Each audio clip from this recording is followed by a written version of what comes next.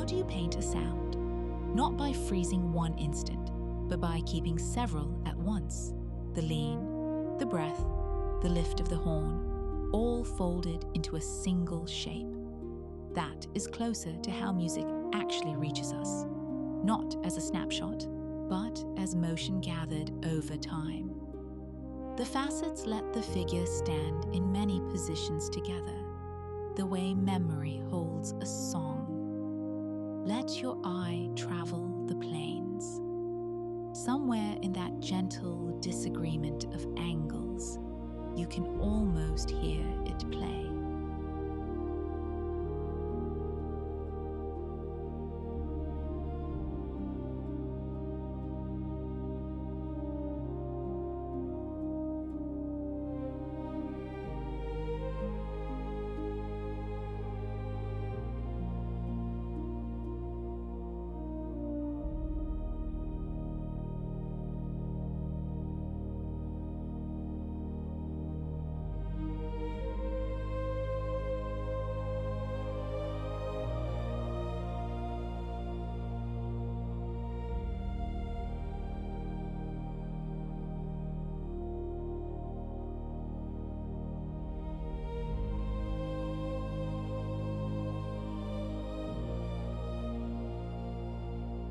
An empty square is never quite empty.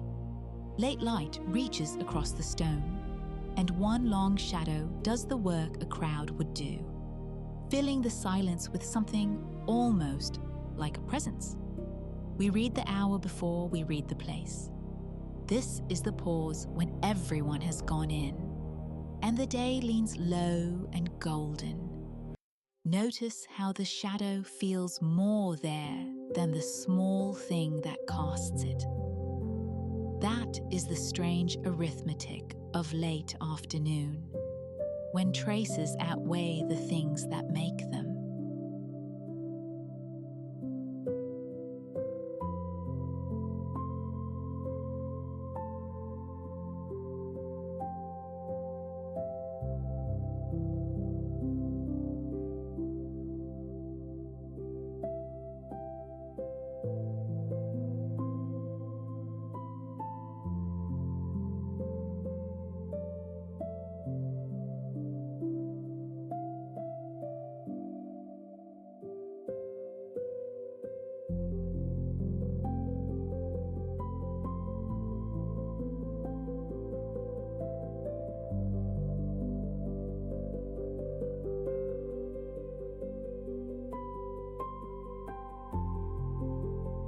A formal pose is a small act of preservation.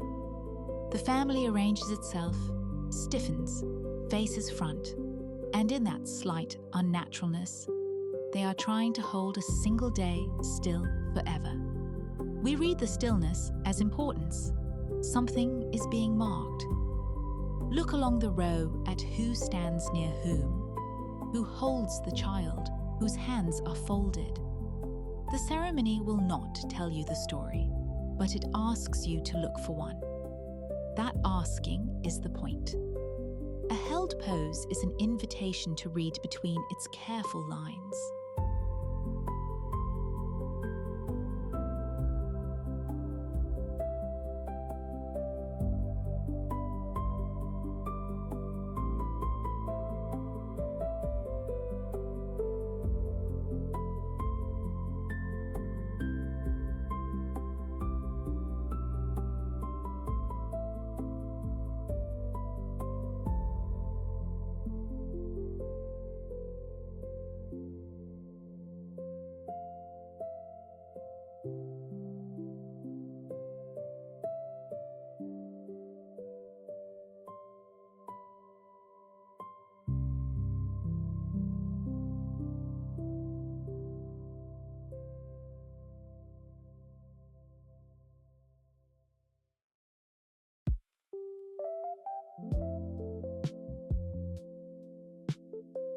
Look closely, and the color does not quite stay inside the drawing. A coat of blue spills past its outline, a flag of red drifts free. Far from a flaw, this is where the holiday feeling comes from. The slight slippage reads as movement, music, air. Your eye does the tiding, snapping each loose wash back to the thing it belongs to, and enjoys the snap. Do not study the edges. Step back, let the color float, and the whole bright promenade falls cheerfully into place at a glance.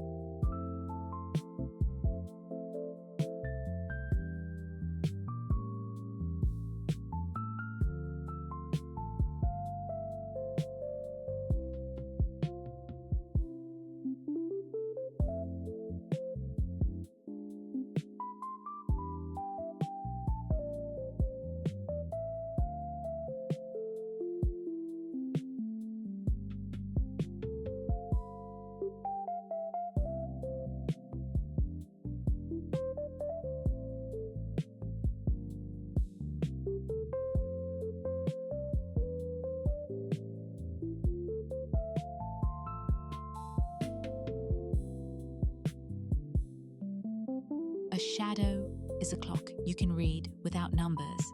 Its length and its lean tell the hour as surely as any face of hands. And here the long reach across the ground says, the day is nearly spent. We feel the time before we count it. Notice too how the shadow points. It draws a line from the warm wall toward us, as if the evening were arriving in our direction. Stand in that arriving light a while. The hour is late, unhurried, and entirely yours.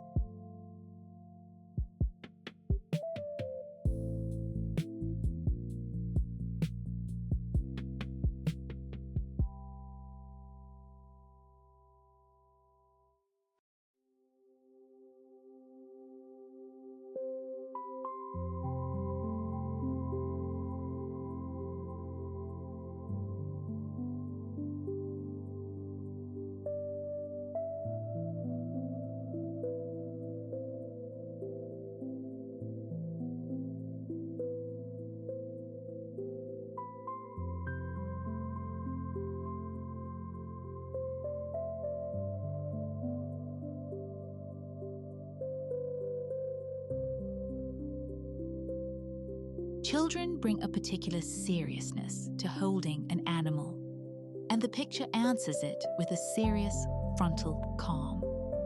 Girl and goose face us together, as though posing for something neither quite understands. And that solemnity is exactly what makes us lean in. A single note of red glows behind, the way a small joy or a small warning can. Do not look for an explanation. Feel instead the held breath of the scene, the sense of a quiet rite whose meaning belongs entirely to her.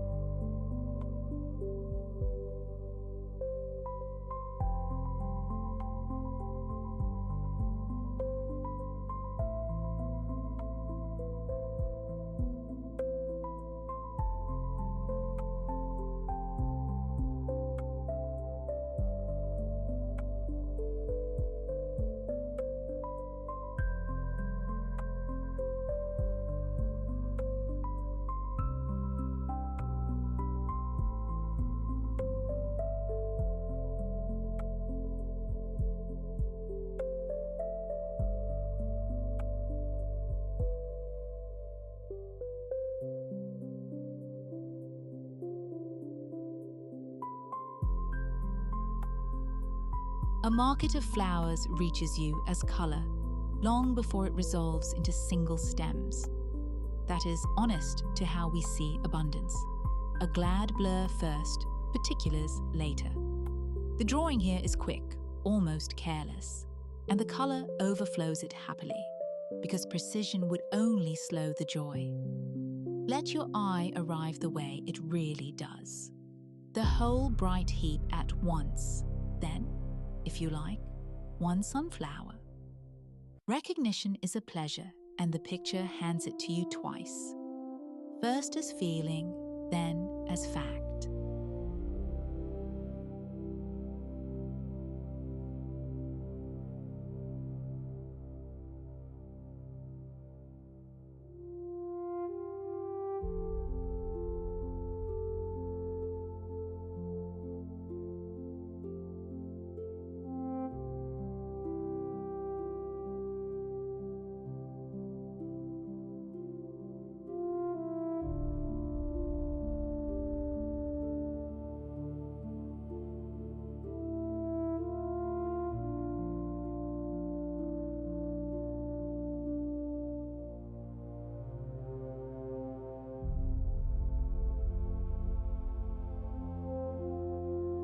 Notice how little it takes to feel someone at rest.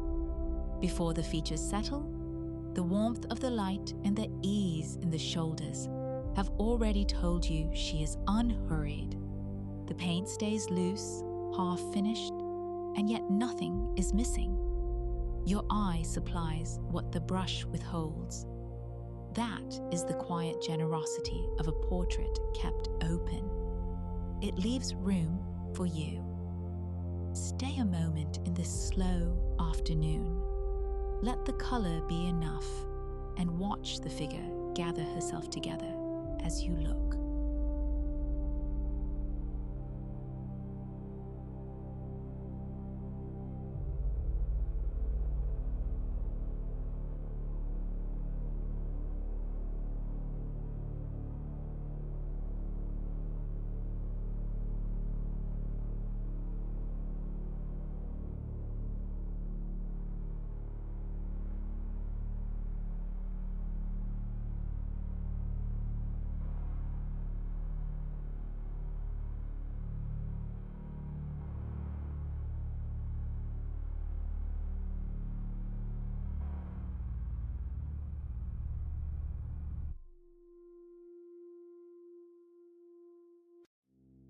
Between one step and the next, a person becomes still, and the stillness is what we notice.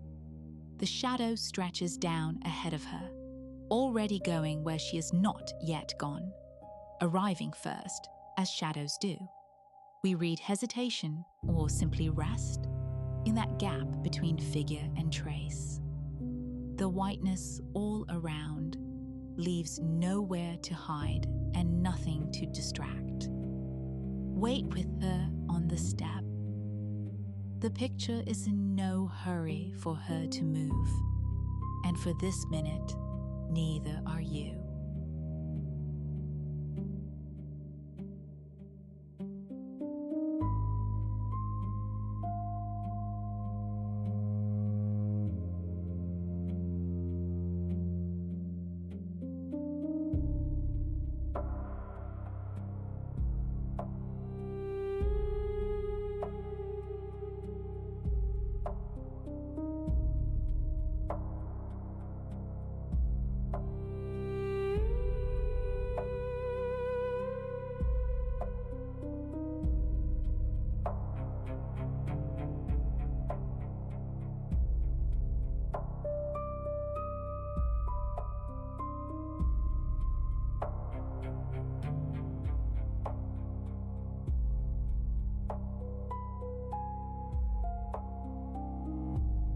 A celebration is loud, but a picture of one is silent, and the silence changes it.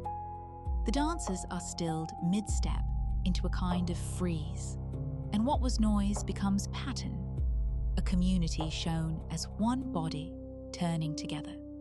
The figure in orange anchors the swirl, a center the others circle. Held this way, the joy takes on a strange solemnity, as if even happiness were a rite. Let your eye join the ring. Notice how belonging has a shape, and how clearly stillness can show it.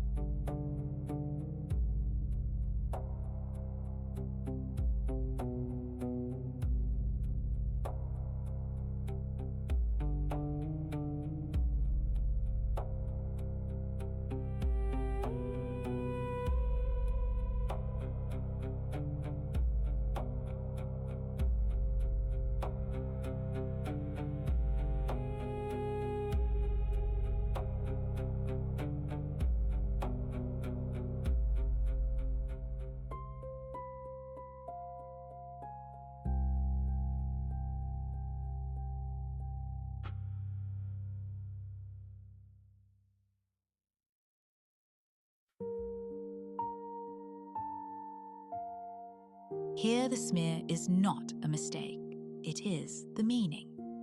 A face wiped almost to nothing still reads as spent, because effort lives in the drag of the brush more than in any feature.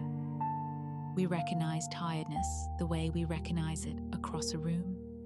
In the slump, the heaviness, the breath. The picture trusts that completely. Do not wait for it to sharpen. Let the blur do its work and feel how a body looks when it has, for the moment, given everything.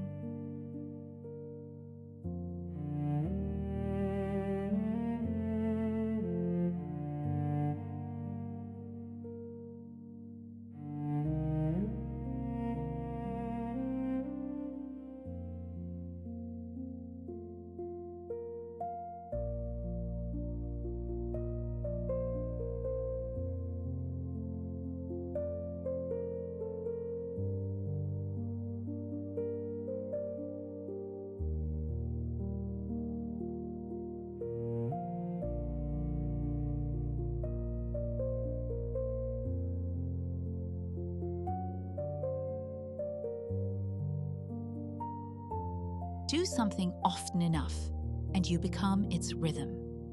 Here a figure has nearly dissolved into the pattern of the work itself.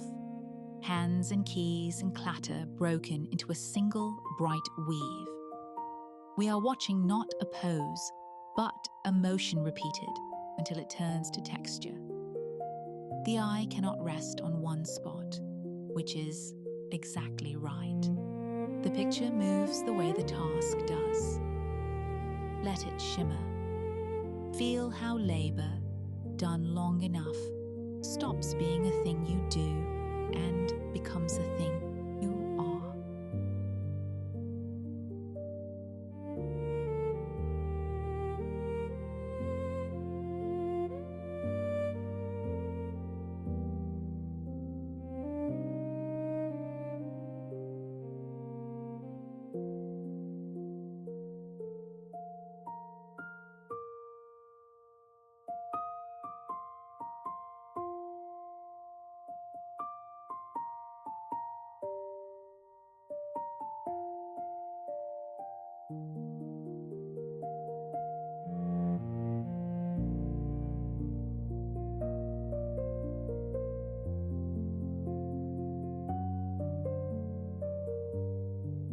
Set two faces side by side, and we cannot help comparing them. Standing shoulder to shoulder in their matching suits, these two invite exactly that. The search for the shared line of a brow, the small ways a life has pulled them apart again. Kinship is something we read almost without trying. The pose is stiff, a little formal, and the stiffness is tender. Two people agreeing to be seen together. Look between them, not only at them. The space they share says as much as either face.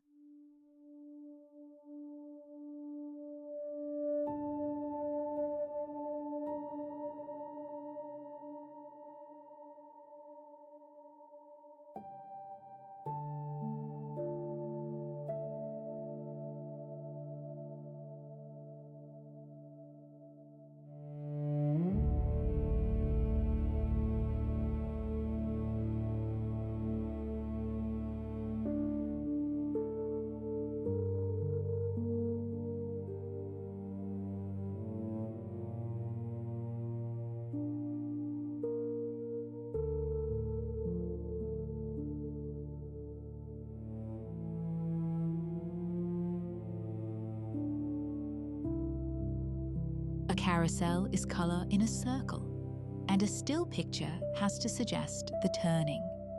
It does so by letting the color slip its outlines, smearing gently in the direction of the spin, so that stillness implies motion. The eye reads the going round without a single thing actually moving. Around it, the park stays calm and steady, which makes the turning feel faster. Watch the center. Notice how the loosest, least precise part of the painting is the part that moves the most, exactly as it would in life.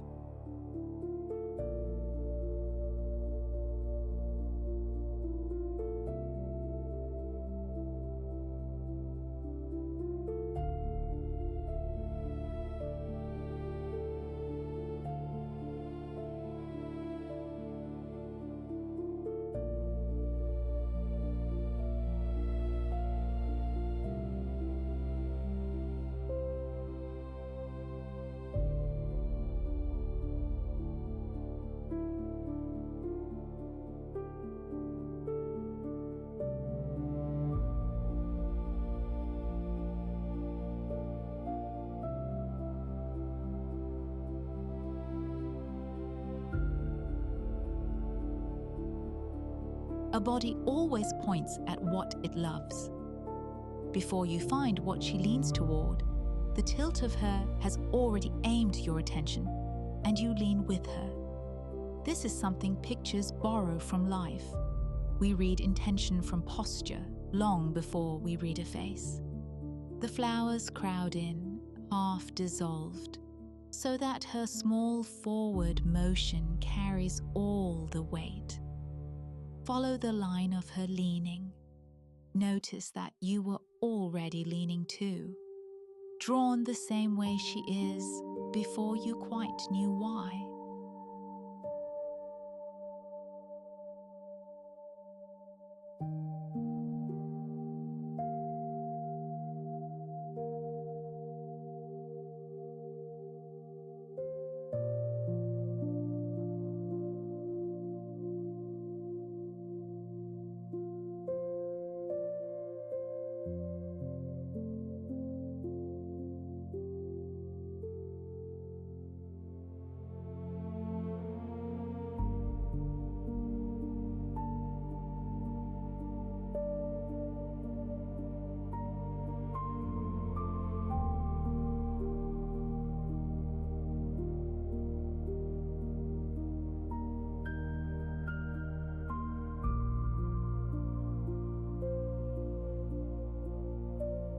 Speed has no single shape, so the picture gives it several. A body leaning into a turn is shown as the fan of where it just was and where it is going, all at once.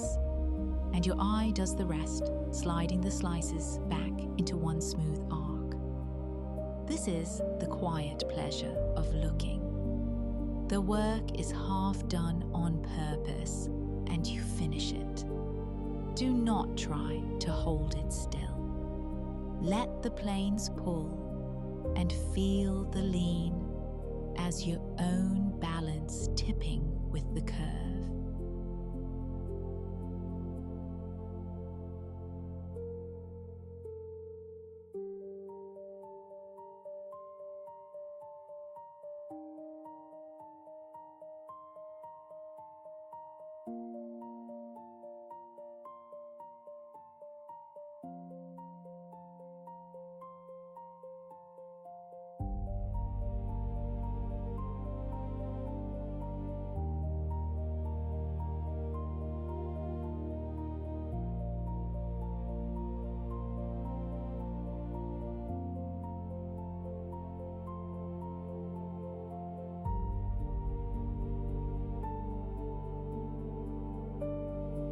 Put yellow beside blue, and both grow louder than they could alone. The mimosa blazes precisely because the cloth beneath it is cool and deep.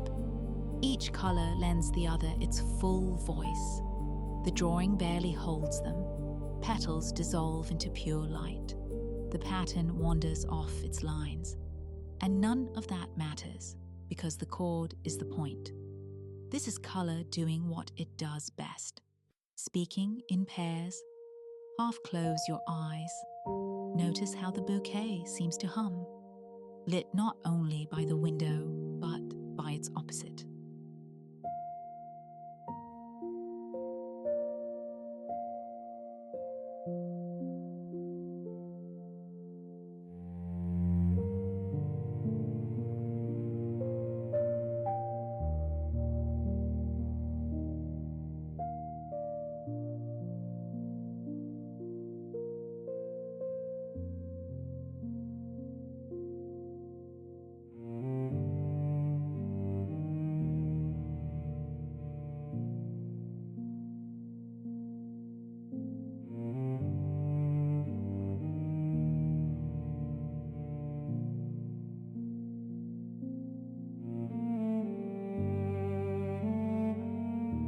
There is a face we wear and a face underneath, and this is the half second between them. A hand lifts, and for a moment the man is neither composed nor caught, simply open. Painters love this gap because it is where a person is most themselves and least performing. The features blur, but the candor does not. Look for the small tiredness around the eyes. It was there before he could arrange it away, and the brush, working fast, kept exactly that.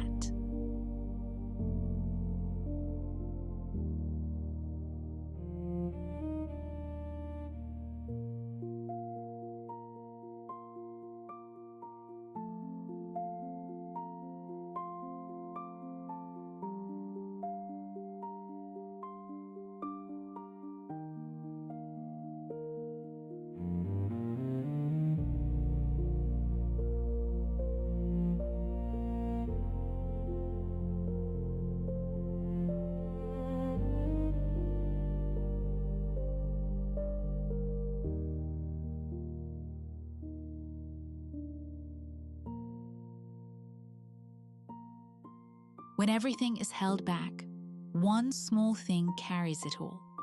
The figure sits composed in black against a bare wall, giving nothing away. And then there is the single red flower in her hands, and suddenly the whole weight of the picture rests in it. Grief, or love, or memory. The color says what the still face will not. This is how restraint works. It saves all its feeling for one place. Find the red, and you find the heart she is keeping carefully, quietly, just out of words.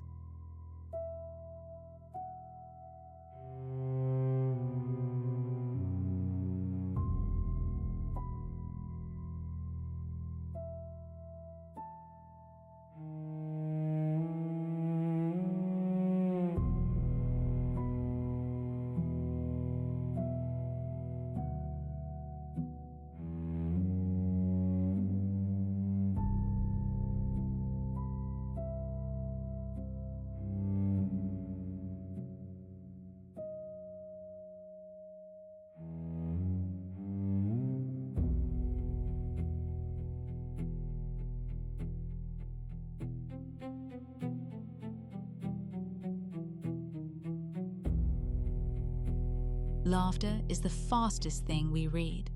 You caught it here before finding a single clear feature. Two heads thrown back, and the whole picture tips into delight. We are built to feel each other's faces from the inside, so even a blur of joy still lands as joy. The cause stays private, which is right. A shared joke belongs to the two of them. What is offered to us is the warmth that spills over the edges. Stay for it. Let the brightness be catching.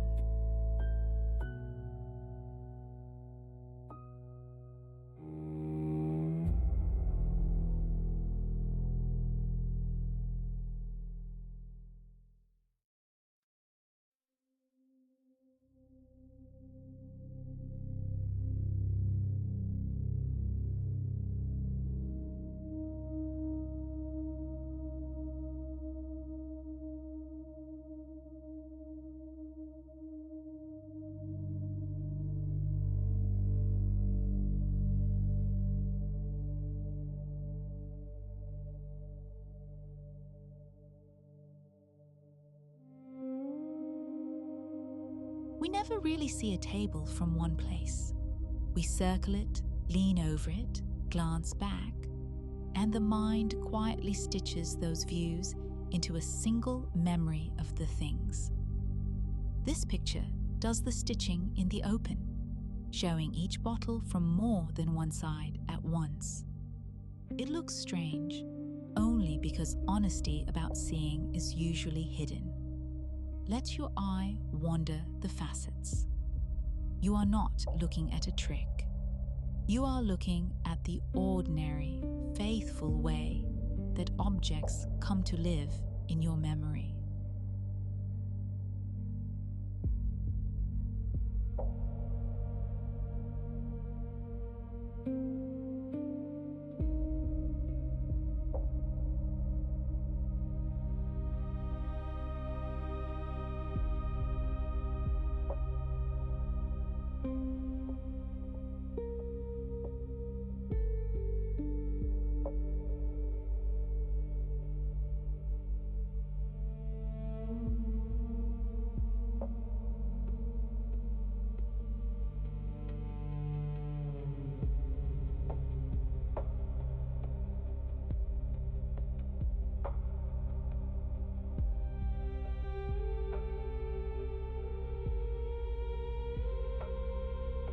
As the light goes, color stops describing things and starts to glow on its own. The tents and flags become loose patches of brightness, floating against the blue of the coming evening, and the picture lets them float free of their outlines, because that is how lit color behaves at dusk. It spreads. We read the festival as warmth in the cool, a handful of glows we trust without checking. Let the patches blur. The fair was never really about the tents. It was always about the light caught between them.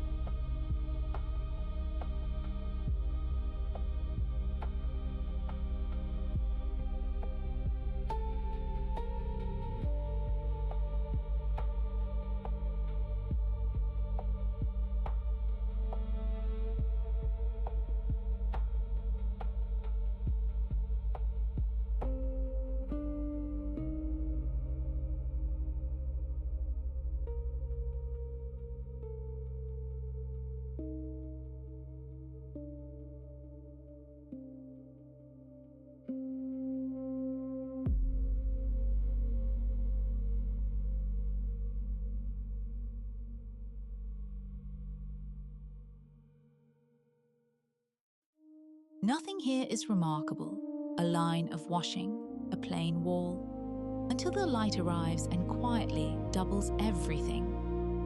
The shadows hang their own grey laundry beside the reel, and suddenly an errand looks like something worth painting. This is the gift of a low sun. It finds the overlooked and lends it weight. We notice the shadow first, and only then the simple cloth that made it. Let the ordinary surprise you. Most beauty is like this, already there, waiting for the right light to point it out.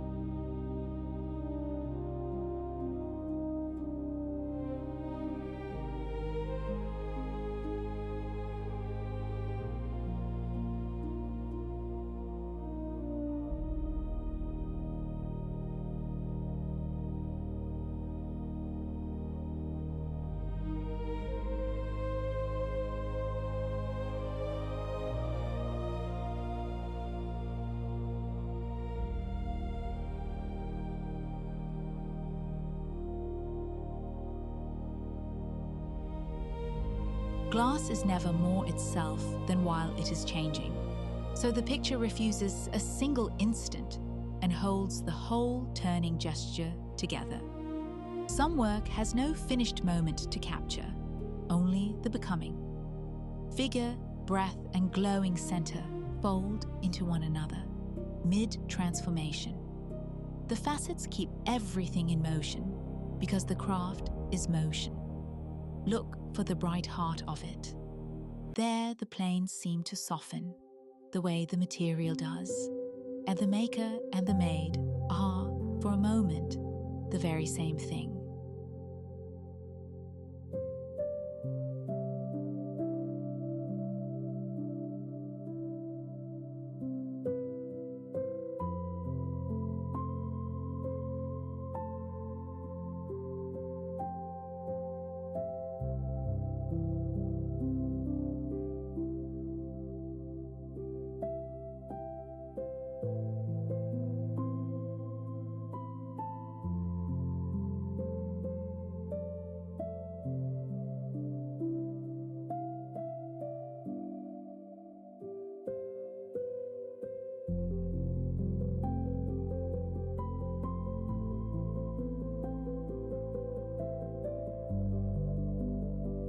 Witnessing is never quite passive. A vow spoken alone is only a wish. Spoken before a quiet room of witnesses, it sets. The picture gathers everyone in pale, hushed light and lets the formality carry the weight. No single gesture shouts, yet the whole scene leans toward one center of meaning. We feel the importance through the stillness of those watching. Stand among them. Notice how being seen can turn an ordinary promise into something binding, and how attention itself becomes a kind of blessing.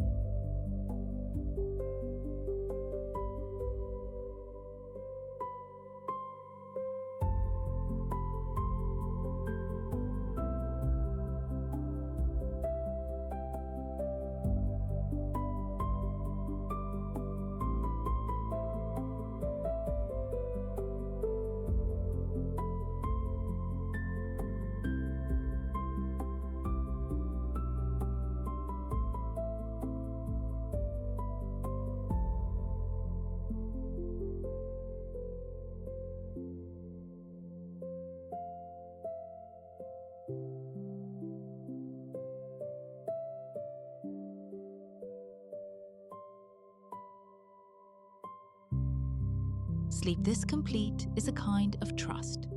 See how the child has gone entirely soft, the whole weight surrendered, and how the arms answer it. We read that exchange instantly, before any face resolves, because care has a shape and we have all felt it. The dark gathers close, the warmth holds at the center. Nothing here is sharp, and nothing needs to be. Let the quiet hold. Some things are clearest when the eye is allowed to soften along with them.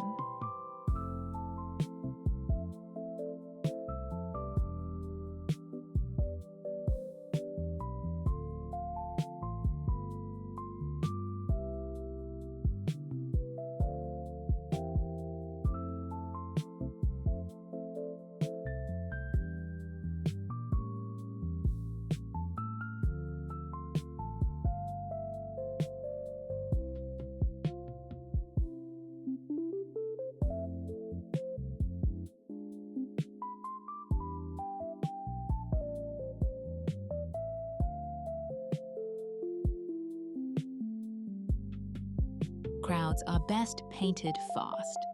Each bather here is barely more than a dash of color, and yet the pool teems with life, because the eye needs no detail to read a happy throng, only enough bright marks to trust. Slow, careful figures would have drained the splash right out of it. The blue does most of the work, and the little notes of towel and swimsuit do the rest. Do not count the swimmers. Feel the summer of them, assembled from nothing but quick, glad marks and a great deal of water.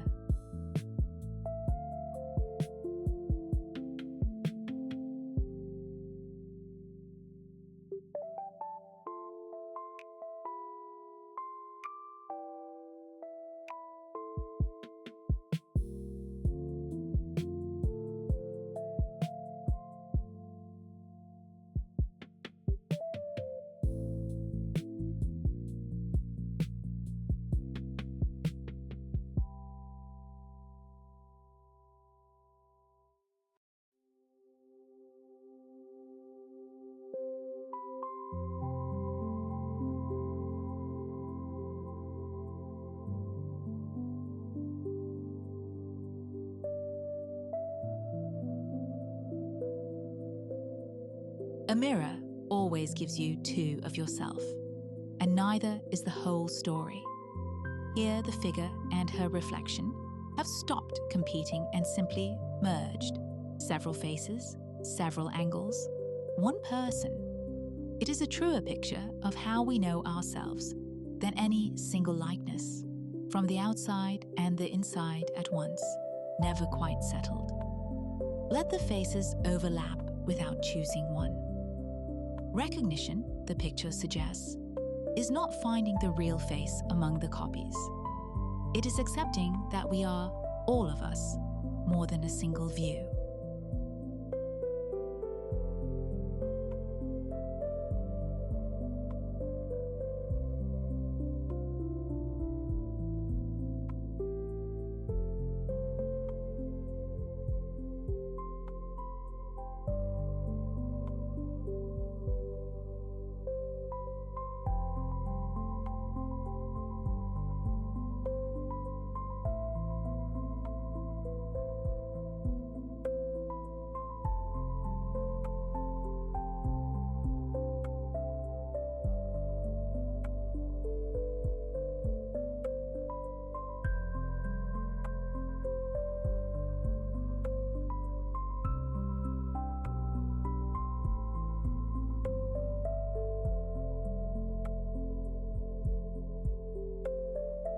One small light is enough to make a whole darkness legible.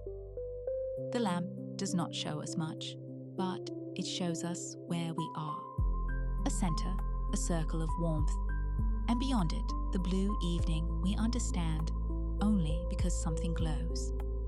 We read the dark by the lit, the way we read a life by its few clear moments. Stand at the edge of the glow.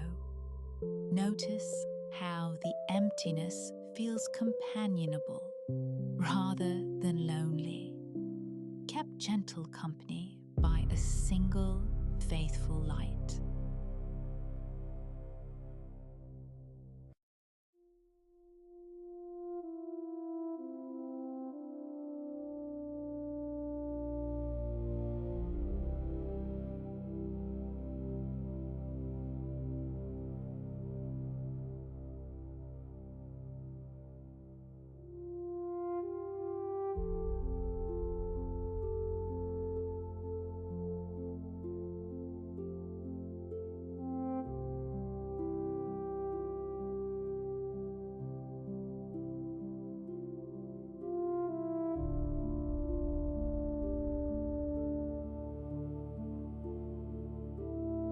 A face can be a record.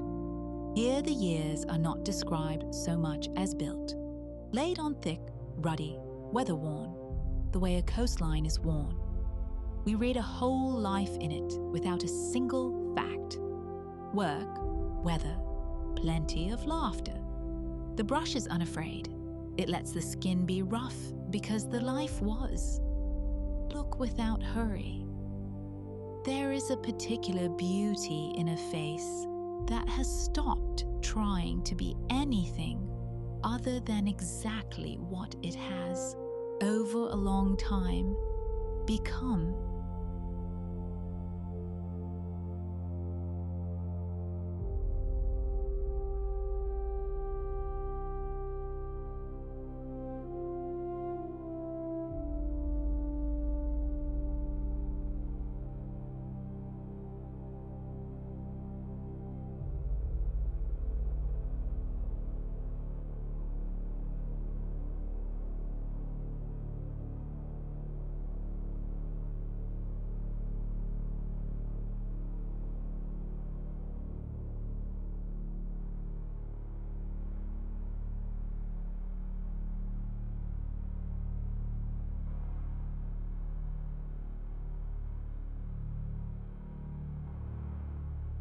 An ordinary corner can be a small feast of color, if you let it.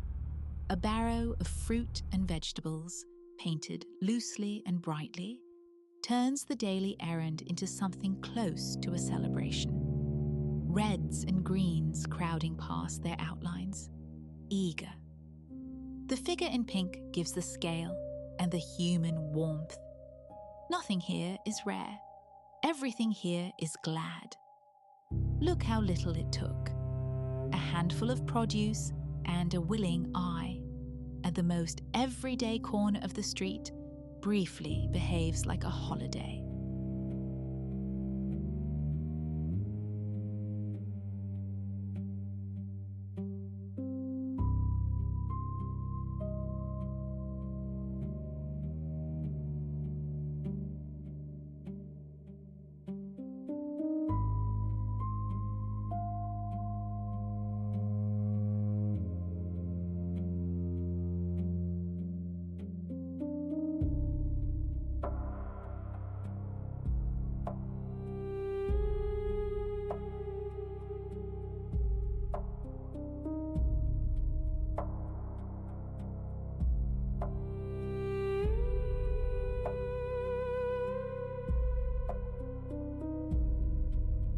A busy street is too much to see at once, so we usually take it in glimpses and trust the glimpses add up. This picture keeps them all unsorted. Faces, trams, windows, footsteps, woven into one bright, restless fabric. No single figure wins. The crowd itself is the subject. That is what a city actually feels like from inside it. Motion you are part of rather than watching. let your eye get a little lost.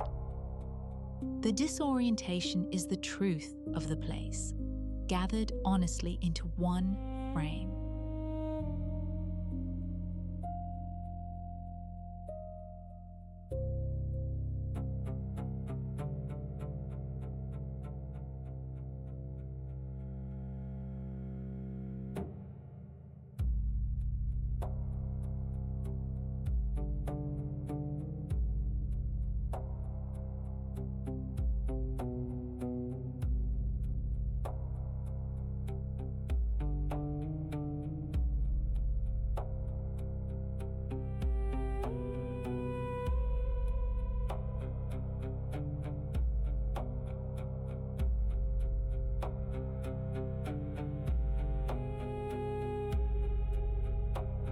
Give the eye one bright thing and a great deal of quiet, and the bright thing becomes everything.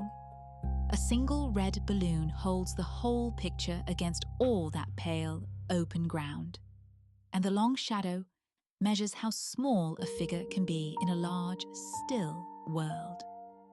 Yet, it does not read as lonely, more like the particular freedom of having all that space to yourself.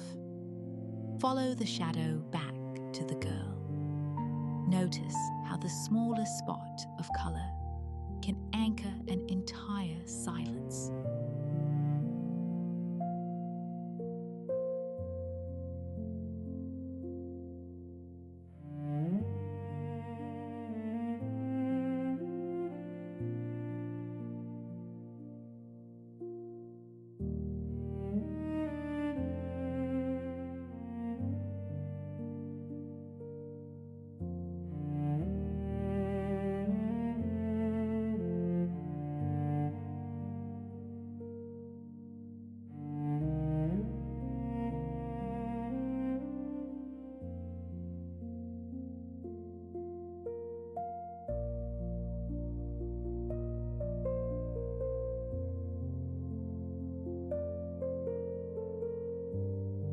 Certain images are old enough that they hum even when we cannot name the tune.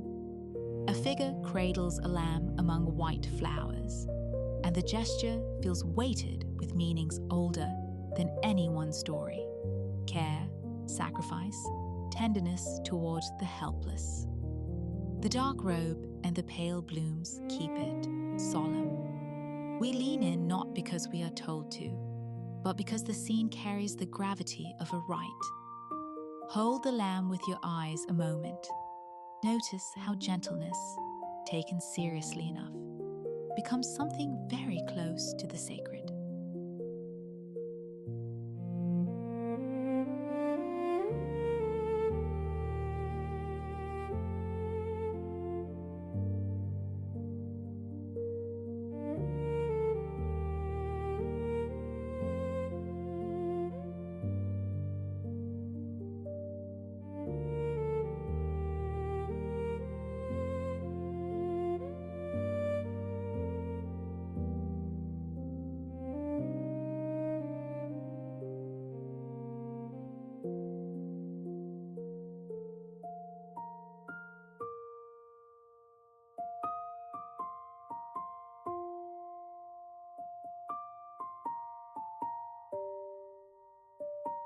This is the breath before the first word.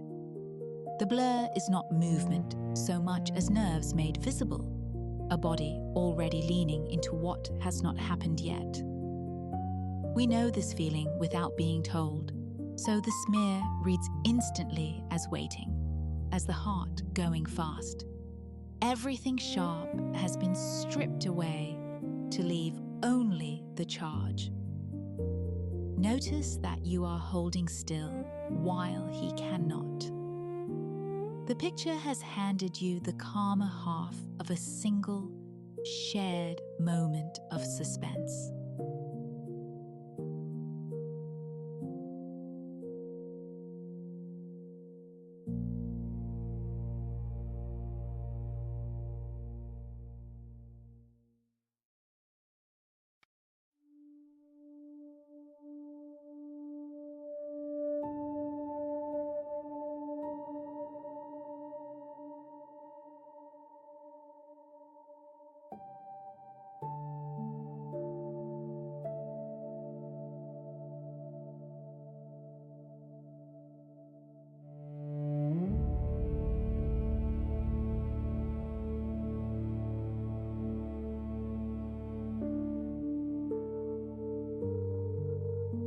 A mind deep in a game is never in one place.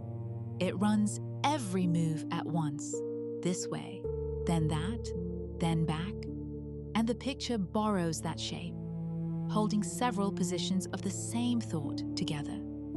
The faceting is not decoration. It is what concentration looks like from the outside, a person quietly multiplied by their own thinking. Notice how stillness and turmoil sit inside the same figure. Outwardly, nothing moves. Inwardly, the whole board is in flight, and the planes let you watch the flight.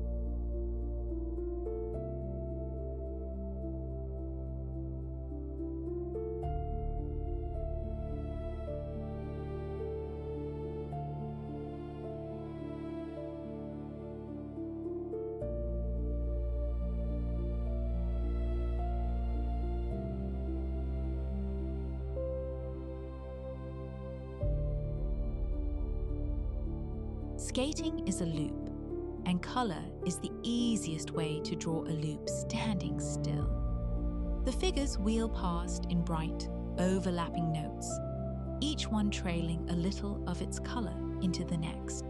So the whole rink seems to circle even on the page. Sharp outlines would have stopped them dead. The looseness keeps them going. Let your eye ride along. Notice how you can almost feel the lean and the glide, supplied entirely by color that refuses to sit still, and by your own willingness to set it spinning.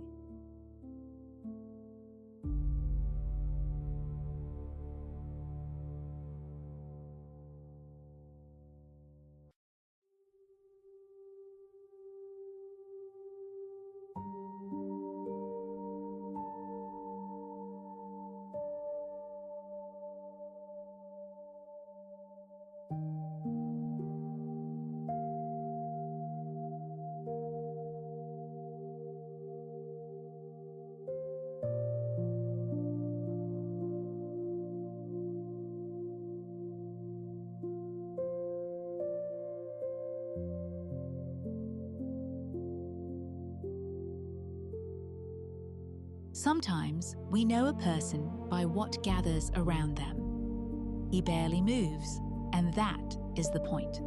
The birds make the motion, and his stillness becomes the calm center they orbit. We read his patience from the trust of the pigeons more than from his face. A life of small, daily kindnesses is written into the scene without a word of it being said.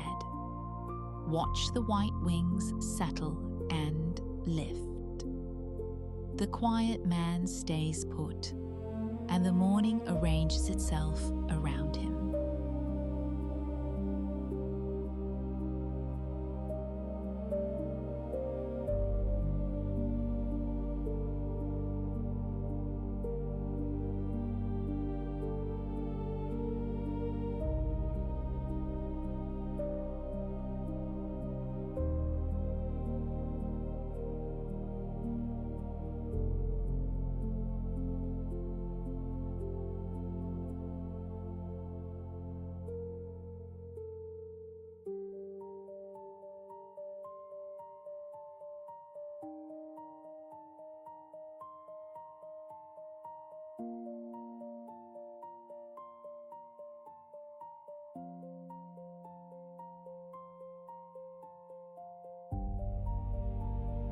Repeat a shape enough times and it begins to keep a beat. The arches march away, and the sun lays down their shadows in even strokes, turning stone into something close to music, a measure you feel before you count. The two small figures give the rhythm its scale, the way a single voice sets the size of a great hall. walk your eye along the row. Notice how the spaces between things carry as much weight as the things, each gap a rest in the line.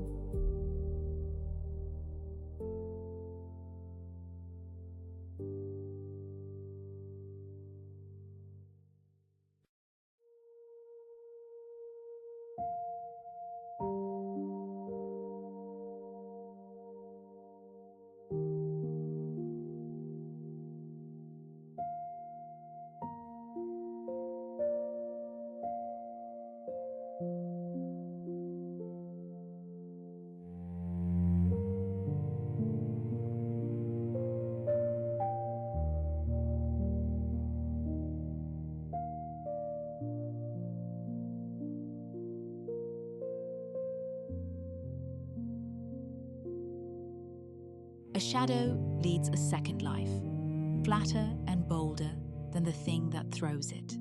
Here, the fire escape becomes pure pattern on the wall, a ladder of darkness more striking than the iron itself. The small figure passing through reminds us of the scale and of how often we walk straight past these quiet geometries the sun draws for free. Look up from the figure to the wall. The most graphic image on the street was made by nothing but metal, light, and the time of day.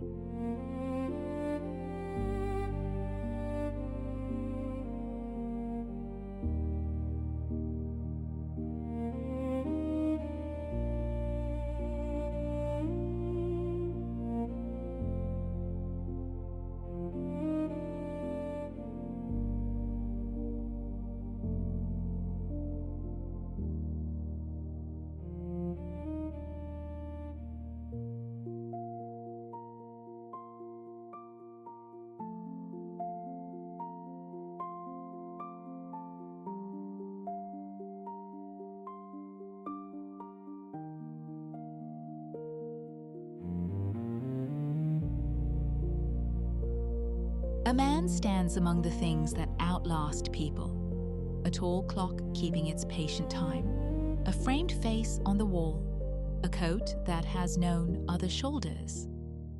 The pose is formal, almost a portrait of a portrait, and that formality is the feeling. He is standing in a line of those who stood here before. We read inheritance in the room more than in the man. Notice the single red note among the muted browns. Even in a house full of the past, something insists on being presently, vividly alive.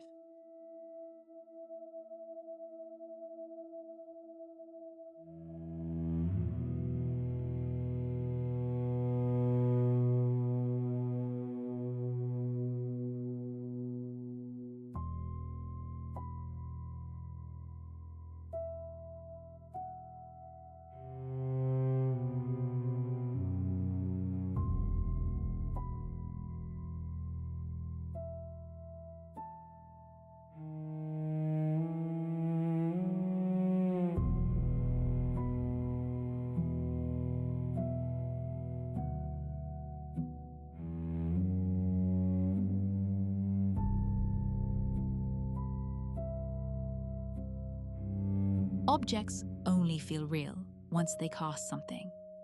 Lift the shadow away and the fruit would float, weightless and unconvincing.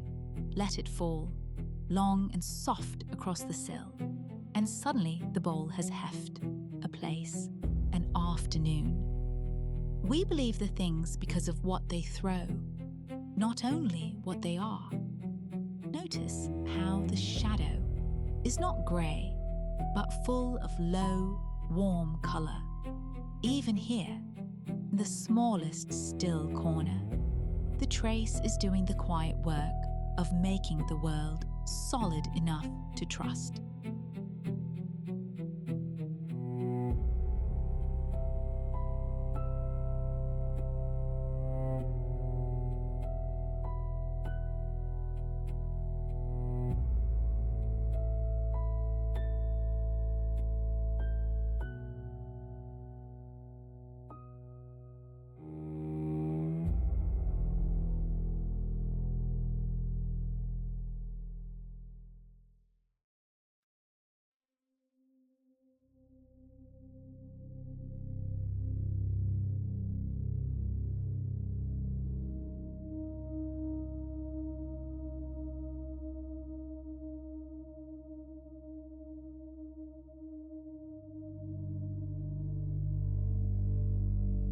Two faces that match make us look harder, not less.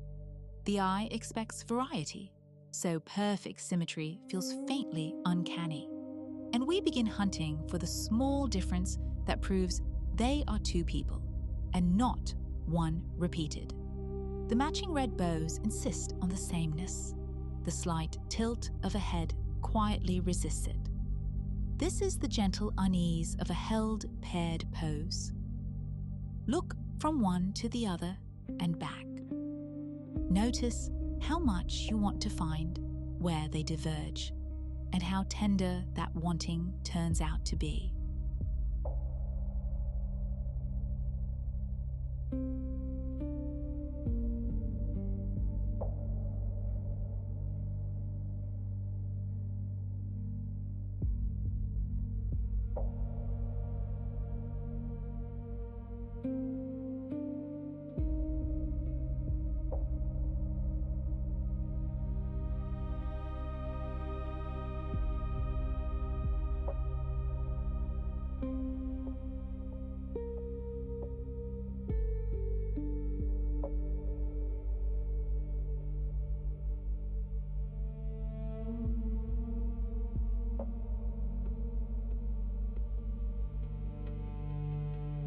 The best portraits often catch someone who has forgotten to be looked at.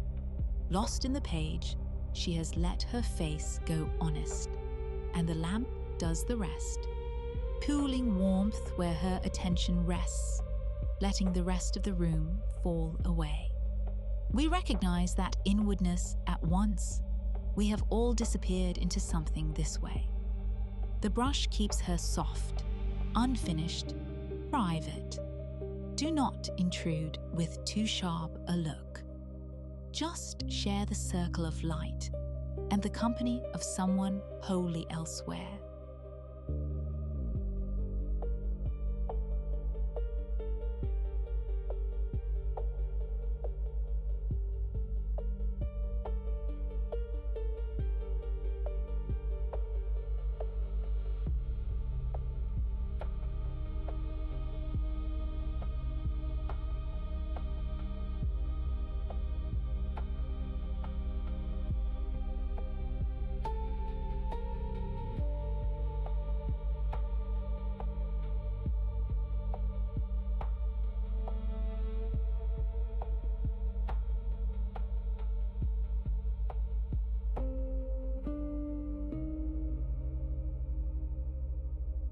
Vastness needs one small figure to be felt. Without that distant fleck of red, the flat would be only water and sky, immense but unreadable. Set a person in it, and the whole emptiness suddenly has a size, measured against a single life. The reflection doubles the figure and the loneliness alike, gently. There is no drama here, only scale and the calm it brings. Find the small red mark. Notice how it does not shrink the world, but lets you finally take its measure.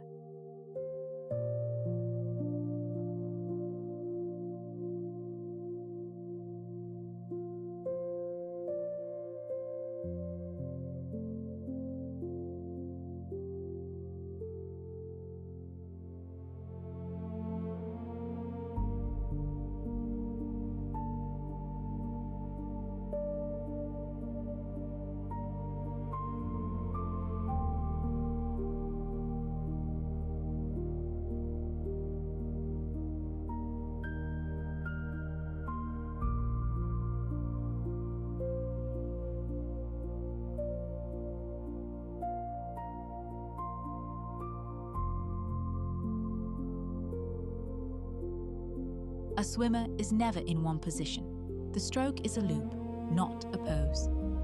So the picture stacks the moments, reach, pull, glide, into a single overlapping shape, and your eye runs them together into rhythm.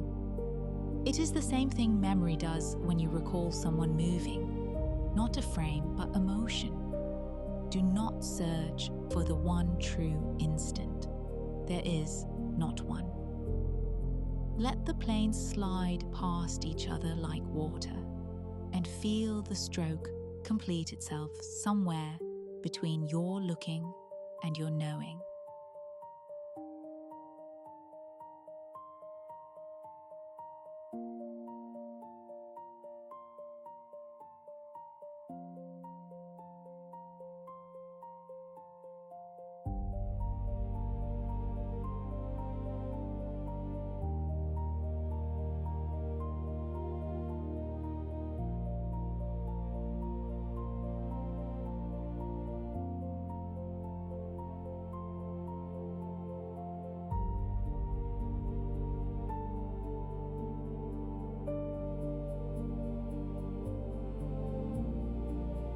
Some places have a color for their air.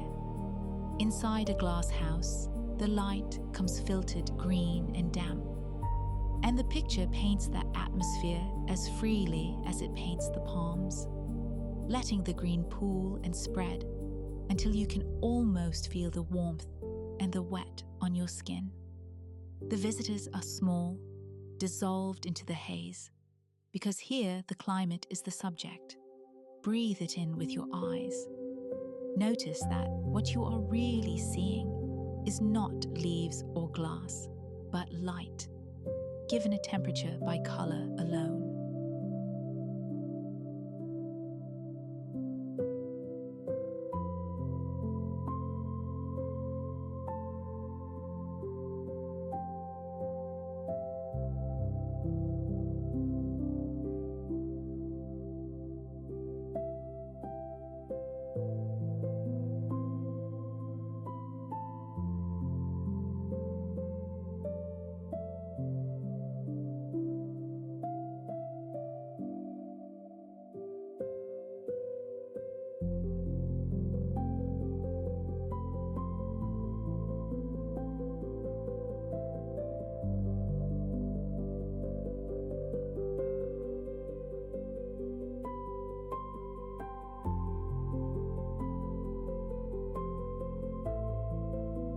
The person has left the picture entirely, and only the shadow remains, climbing the warm wall in the last of the sun.